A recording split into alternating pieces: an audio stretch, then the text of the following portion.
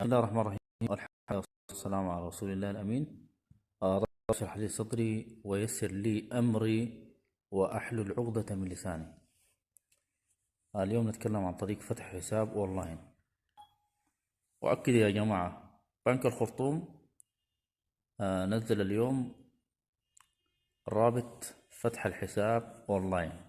يعني ما في حد يقدر يعمل لك حساب، أو واحد يقول لك رسل لي مبلغ كده، مبلغ 40,000 30,000 عشان أفتح لك الحساب، ورسل لي صورة من الجواز وصورة شخصية.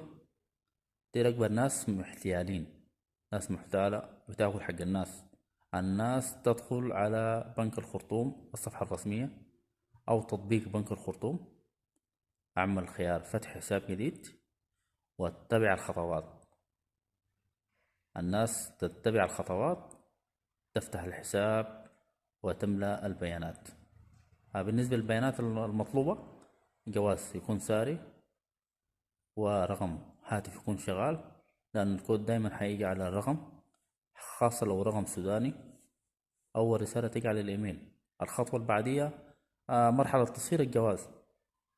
مرحلة تصوير الجواز يجب أن يكون الجواز معك.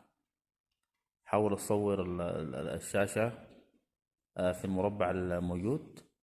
الخطوة اللي بعديها مرحلة تصوير الشخصية، التحقق السيلفي.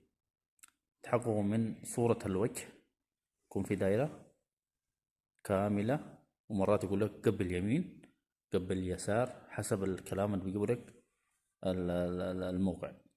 بعديها بتظهر لك الموقع حق الاستمارة، بياناتك، ساكن وين، الدخل الشهري والتوقيع،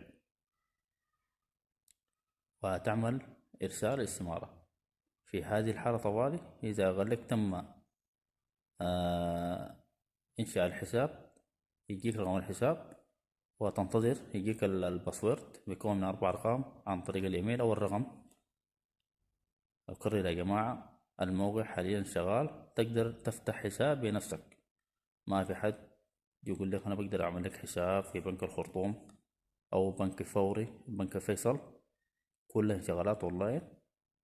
و بس بنك الخرطوم صعب شوية، بس لأنه فيه ضغط شديد. الموقع حاليا فيه ضغط، ممكن محاولات كثيرة جدا ما تقدر تفتح حساب. فالمهم انت حاول، وحسب الحظ، حسب الشبكة، حسب الحظ، ان شاء الله امورك بتظبط ان شاء الله باذن الله تعالى. الناس تحاول تفتح حساباتها